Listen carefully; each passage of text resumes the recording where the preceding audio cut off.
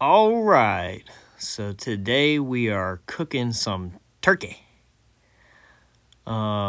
This turkey I got is just a butterball turkey I got from HEB, and I already took the backbone out of it a little bit earlier and saved y'all the time of watching that because I think there's a lot of videos you can watch taking that backbone out, but I just used a good chef's knife. Cut that backbone out, saved it. I'm going to use it for making some turkey stock for gravy and stuff for Thanksgiving. But right here, I'm just putting some kosher salt on the backside of the turkey because we're going to do a dry brine because I would like to get some crispy skin turkey because I've got this direct heat cooker now and I want to try and get some really crispy skin. So I'm going to dry brine this for 2 days. You can dry brine for a couple hours or preferably on a turkey a couple days if you're going to go skin on with the turkey, which most people are going to do.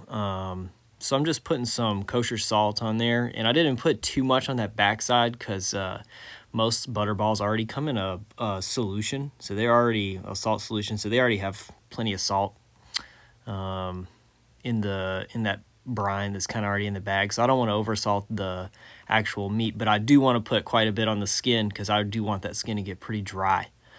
And I'm going to put it in the fridge here in just a second, leave it for a couple days, and then should be good to just put some pepper and garlic on it here in just a second. Oh yeah, we're outside now.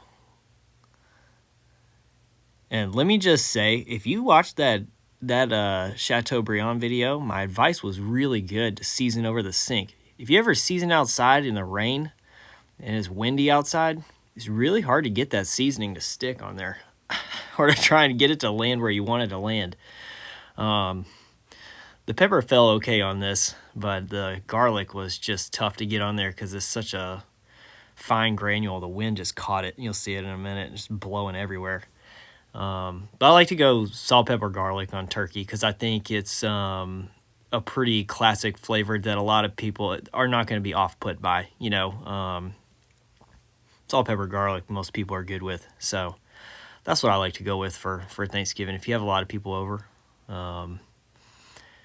keeping it simple. So I just decided I would season this on the grill because I have a lid open, so that lid's kind of blocking some of the wind. Kind of.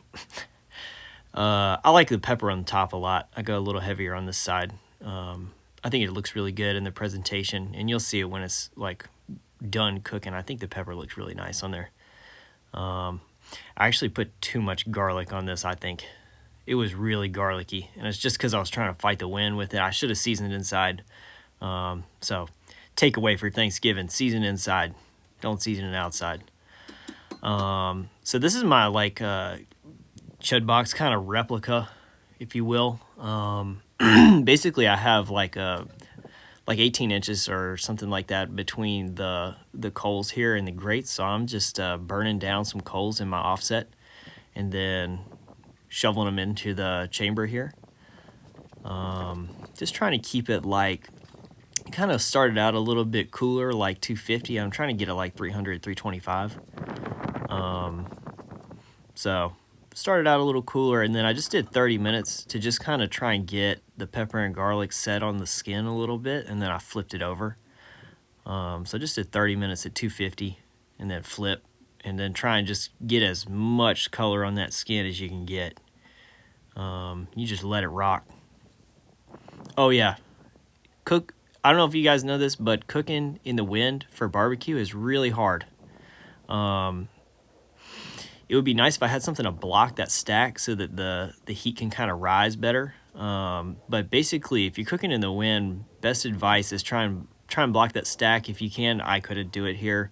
So the next best thing you can do is just go with a lot of coals. Go with a strong coal bed.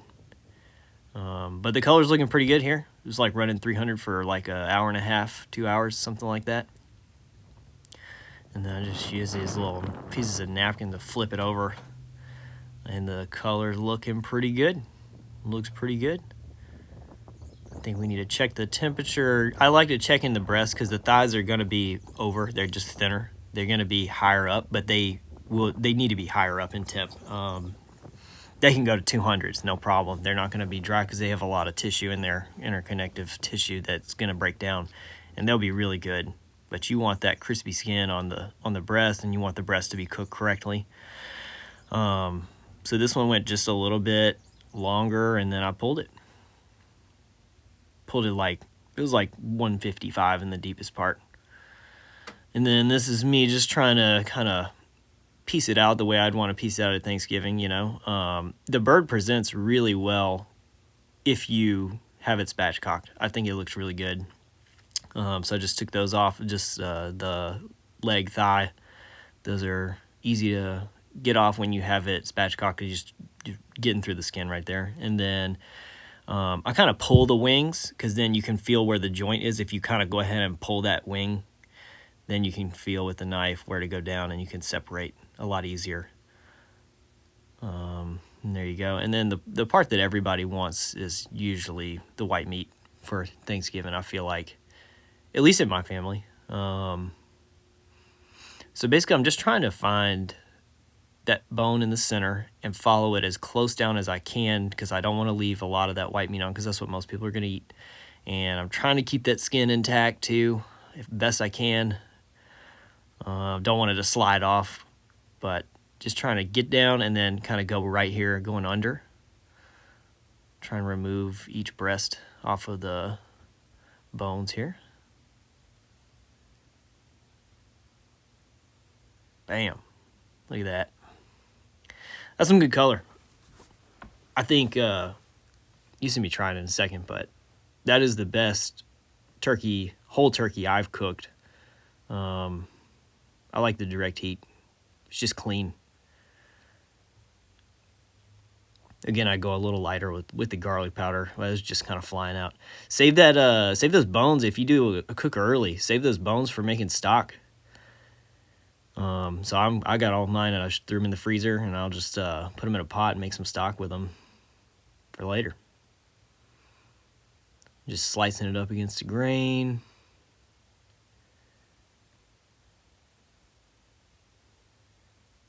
Pretty juicy.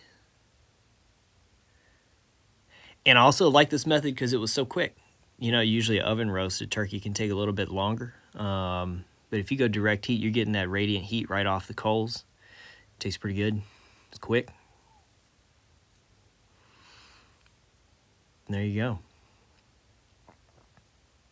Juicy turkey.